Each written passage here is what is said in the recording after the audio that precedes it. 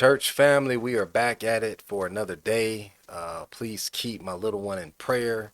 A lot of the different little sicknesses going around at the schools. So just taking time to get her back on her feet. And we are ready for day number 34. We are in Exodus chapter 13 through 15, seeing the first national redemption of God's people. God doing what God does, displaying his omnipotent power, his grace, his love, and his judgment, and bringing his people from the land of Egypt. And we continue to see what takes place after these epic events that God brings on the empire of Egypt. Let's do it. Chapter 13. Then the Lord spoke to Moses, saying, Consecrate to me all the firstborn, whatever opens the womb among the children of Israel, both of man and beast, it is mine. And Moses said to the people, Remember this day in which you went out of Egypt, out of the house of bondage, for by strength of hand the Lord brought you out of this place. No leavened bread shall be eaten. On this day you are going out, in the month of Abib. And it shall be, when the Lord brings you into the land of the Canaanites, and the Hittites, and the Amorites, and the Hivites, and the Jebusites, which he swore to your fathers to give you, the land flowing with milk and honey, that you shall keep this service in this month. 7 days you shall eat unleavened bread, and on the 7th day there shall be a feast to the Lord. Unleavened bread shall be eaten 7 days, and no leavened bread shall be seen among you, nor shall leaven be seen among you in all your quarters. And you shall tell your son in that day, saying, This is done because of what the Lord did for me when I came up from Egypt.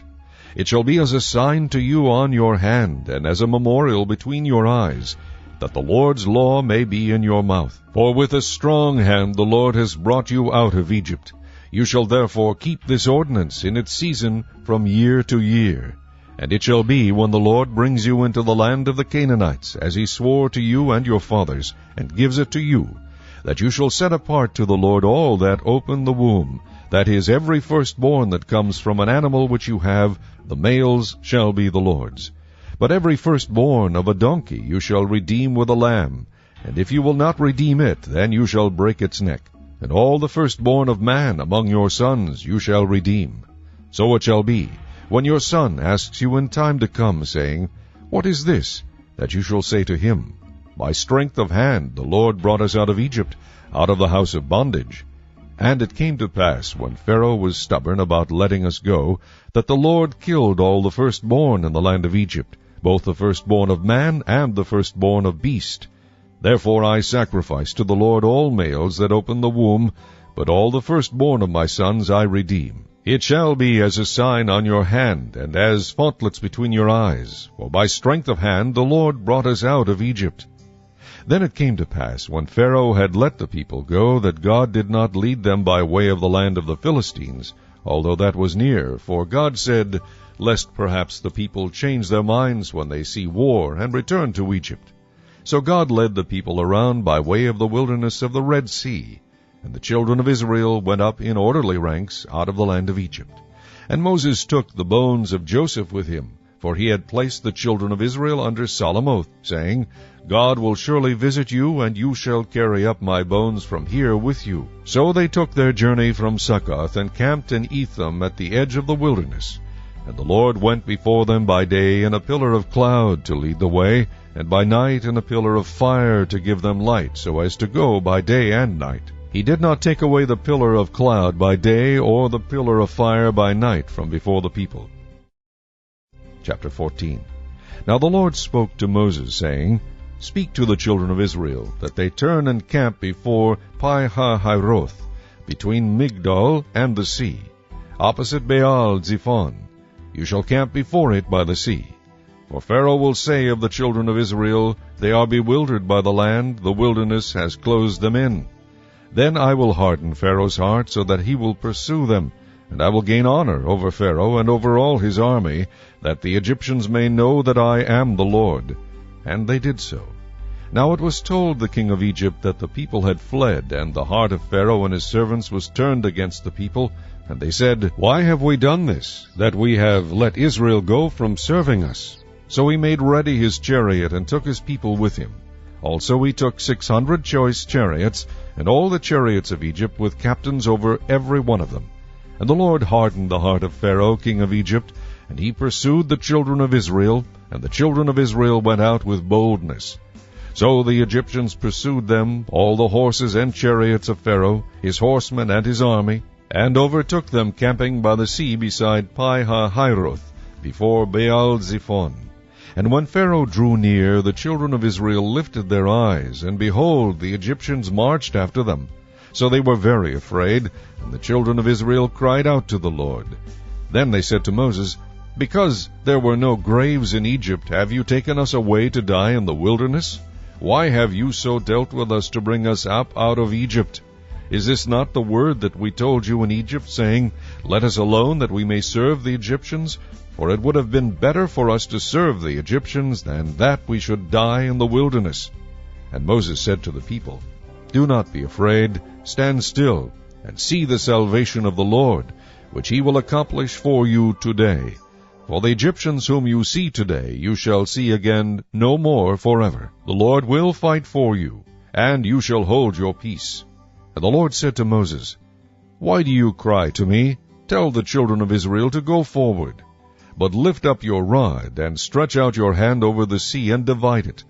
And the children of Israel shall go on dry ground through the midst of the sea. And I indeed will harden the hearts of the Egyptians, and they shall follow them. So I will gain honor over Pharaoh and over all his army, his chariots, and his horsemen. Then the Egyptians shall know that I am the Lord, when I have gained honor for myself over Pharaoh, his chariots, and his horsemen. And the angel of God, who went before the camp of Israel, moved and went behind them, and the pillar of cloud went from before them and stood behind them. So it came between the camp of the Egyptians and the camp of Israel. Thus it was a cloud and darkness to the one, and it gave light by night to the other, so that the one did not come near the other all that night. Then Moses stretched out his hand over the sea, and the Lord caused the sea to go back by a strong east wind all that night, and made the sea into dry land, and the waters were divided. So the children of Israel went into the midst of the sea on the dry ground, and the waters were a wall to them on their right hand and on their left. And the Egyptians pursued and went after them into the midst of the sea, all Pharaoh's horses, his chariots, and his horsemen. Now it came to pass in the morning watch that the Lord looked down upon the army of the Egyptians through the pillar of fire and cloud, and he troubled the army of the Egyptians. And he took off their chariot wheels, so that they drove them with difficulty. And the Egyptians said, Let us flee from the face of Israel, for the Lord fights for them against the Egyptians. Then the Lord said to Moses, Stretch out your hand over the sea, that the waters may come back upon the Egyptians, and on their chariots, and on their horsemen. And Moses stretched out his hand over the sea, and when the morning appeared, the sea returned to its full depth, while the Egyptians were fleeing into it. So the Lord overthrew the Egyptians in the midst of the sea. Then the waters returned and covered the chariots, the horsemen, and all the army of Pharaoh that came into the sea after them. Not so much as one of them remained.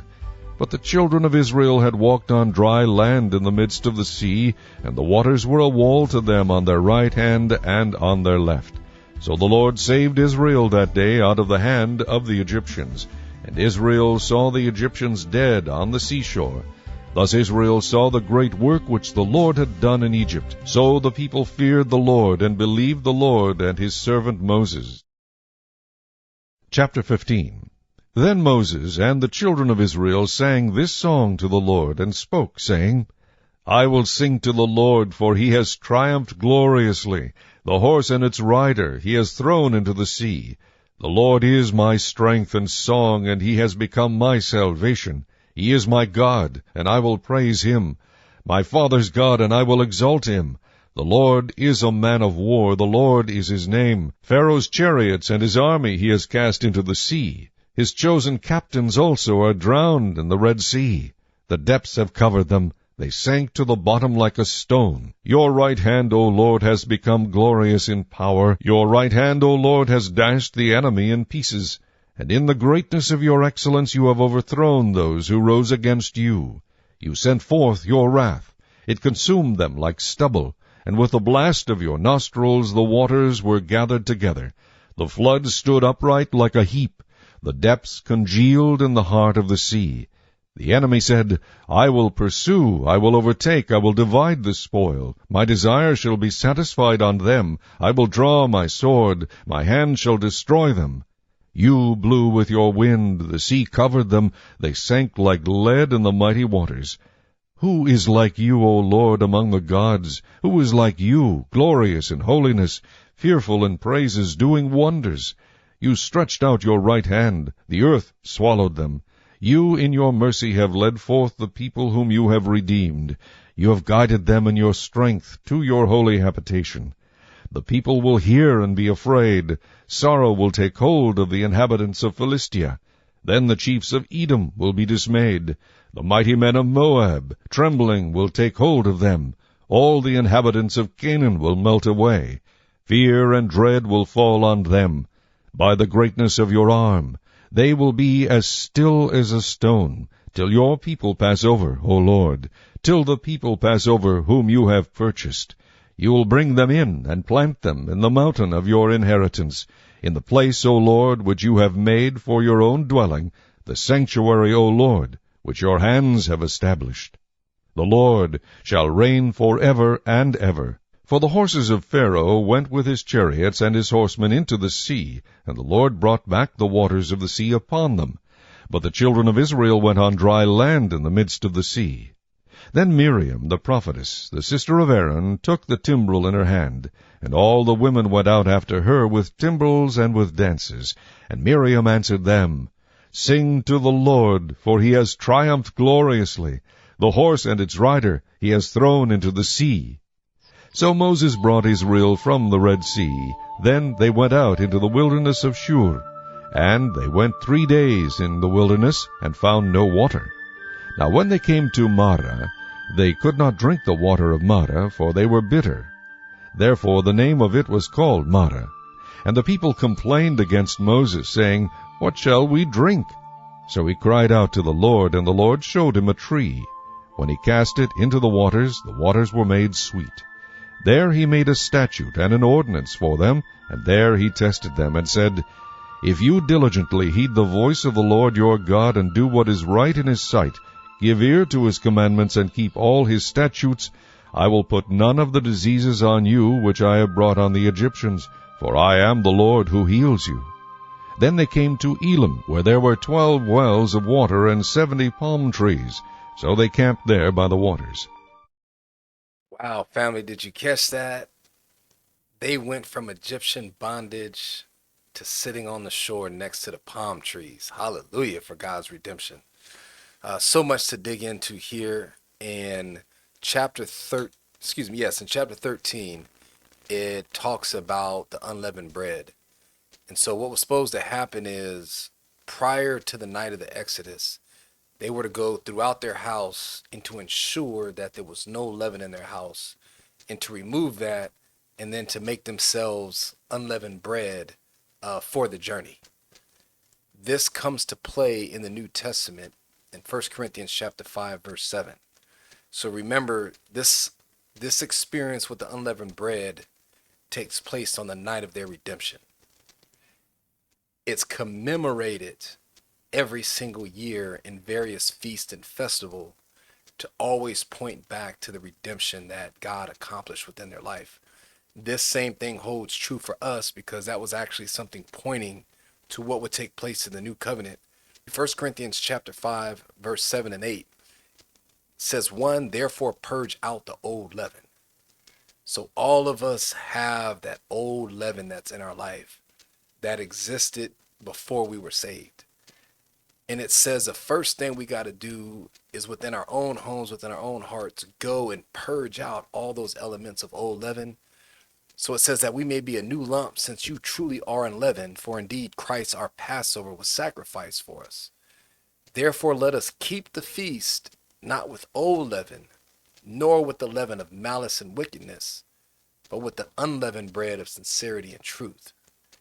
So in this verse, there are two elements of leaven that are mentioned. And in other verses throughout the scripture, there's other elements of leaven, but these two, it says malice and wickedness. So malice deals with that those angry emotions, those outbursts of anger and rage and just ill feelings that we have towards people. And the other one deals with just the broad scope of sin, those elements of wickedness that are in our life. And so it targets that, I feel, because if you think about our lives on a personal, private level that other folks don't know about, those tend to be two big issues that we struggle with. We're either battling those wrong emotions or the wrong activities and desires. And so it's pointing again back to this experience in the Exodus. In the same way they had to go through their house and do all of these things and purge the old leaven in preparation for the Exodus, the Bible tells us who are members of the new covenant to do the same thing. It also talks about intergenerational testimony in Exodus chapter 13. And wanted to point that out. It's chapter 13, verse 8, and then chapter 13, verse 14. And this is just a convicting element for me as a parent. And even if you don't have kids personally, it's still an assignment that is tasked to you for kids within your realm of influence. Chapter 13, verse 8 says, "And you shall tell your son in that day, saying, this is done because of what the Lord did for me when I came up out of Egypt." Direct, explicit testimony is commanded of parents. We have to explicitly tell our redemption story and experiences to our children to let them know what the Lord did for our life. That's one responsibility. Secondly, we ought to live such a life and to have practices that are so different from the world that it forces our children to ask us the important spiritual questions. That's convicting for me because as of yet, I have not lived a life or done things or practiced things within my day-to-day life where my daughter is able to point and ask spiritual questions based off certain behaviors. But that's outlined in Exodus 13:14. It says, "So it shall be when your son asks you in time to come, saying, what is this?" We are to live such a life spiritually in our spiritual disciplines and practices that our kids can ask that question, what is this? And it opens up the doorway for us to be able to share our personal testimony. Exodus 13:17. God had two different paths he could have took them on. He could have took them on the path that would have led them to encounter war right away, or he could have led them down a different path, which put them right before the Red Sea. The army of Egypt at their back and the Red Sea to their front. God does take into account what he knows we can handle at what given time. He knew they weren't ready to face war, and so he leads them down a different path. Yet when they see Pharaoh chasing them in this incrossable sea in front of them, their first response is to say, well, it was better for us if we would have just died in Egypt. Just know that God, in the circumstances that he allows to unfold in our life, as we saw in Genesis, as we saw in Job, he orders the affairs of our life based on what he knows we're able to deal with in our level of spiritual maturity at the time. This was not the time for battle. This was for the time of crossing Red Seas. But there would be a time where they would have to endure physical battles. So much to dig into here. I'm hoping you're gleaning so many awesome points as we continue this story in the book of Exodus. Let's get it, family.